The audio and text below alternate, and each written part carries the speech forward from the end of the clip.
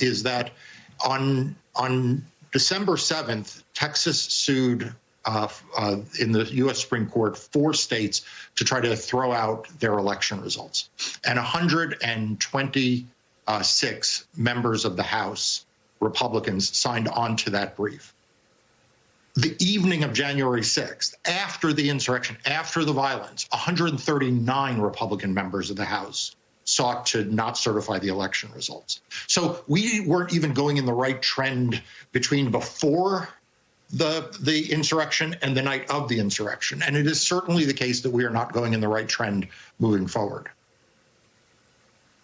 Well, and just to pick up your thread, I spent time in Republican politics. This is existential to them.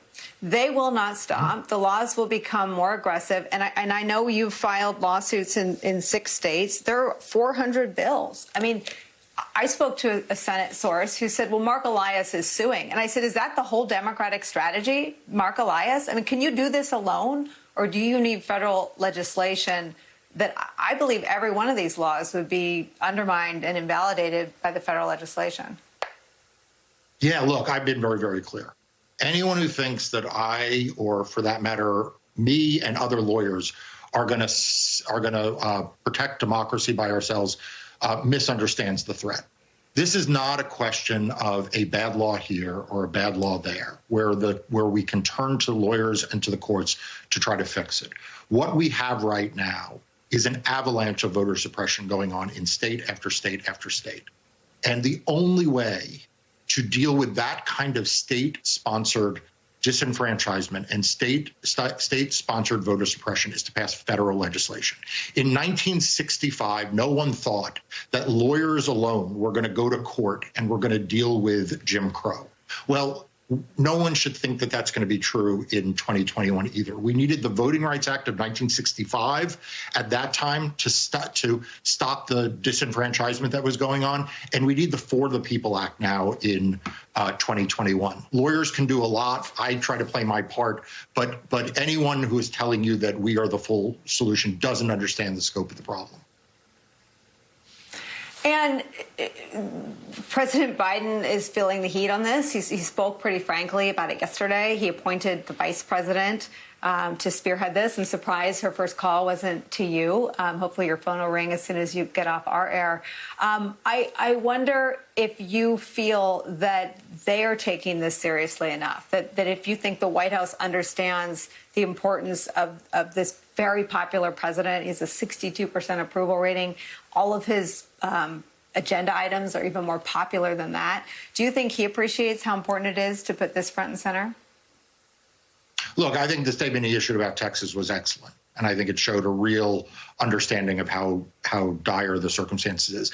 And Kamala Harris has been a leader on voting rights for a very long time. No one should think that Kamala Harris was just sort of added to this topic or this problem at the last minute. You know, it was in 2020 that Kamala Harris introduced the Vote Safe Act, which was one of the predecessors to what is now the For the People Act. And she drafted this bill that had wide support among the civil rights organizations, among progressive organizations.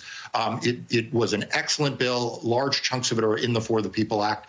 And I can think of no better person than to lead this charge than the vice president. So I'm thrilled that she is that she's been given this task. I'm quite partial to her, as you know. I represented her her presidential campaign. So I think she is a spectacular choice for this.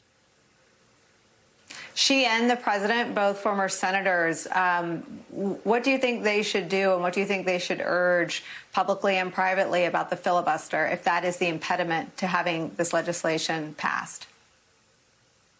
Look, what I've said about the filibuster is this. I don't know the right mechanism.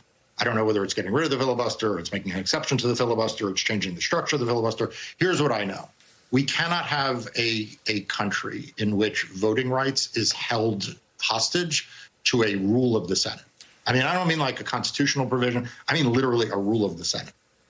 You know, the Senate rules are not a suicide pact for our democracy. And if that's what they have become, then frankly, they need to yield. The good news is that President Biden and Vice President Harris are both former senators, and they know exactly the right levers to push and pull to bring the Democratic caucus to a place that they pass the For the People Act. How they do that with respect to changes of the rules or reforming the rules, I'll leave to them.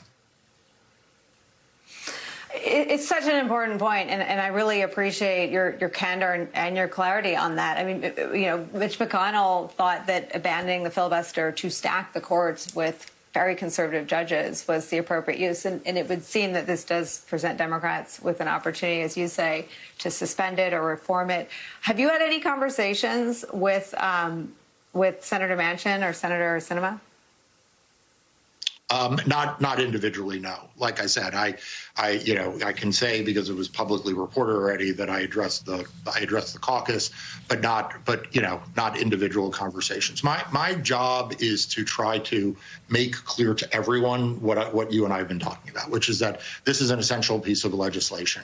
By one way or another, we need to pass it, and that if we don't, there will be, look, we'll keep filing lawsuits. I'll keep doing the best I can. But that is not going to be the solution to what is a concerted effort by the Republican Party to simply make voting harder and to distort and undermine our democracy. Mark Elias, I appreciate you taking some time to talk to us. I'm deep in Democracy Docket and all the local press. I have a sense of how vast the demands are on your time, and I'm really grateful to you for starting us off this hour. Thank you. Thank you.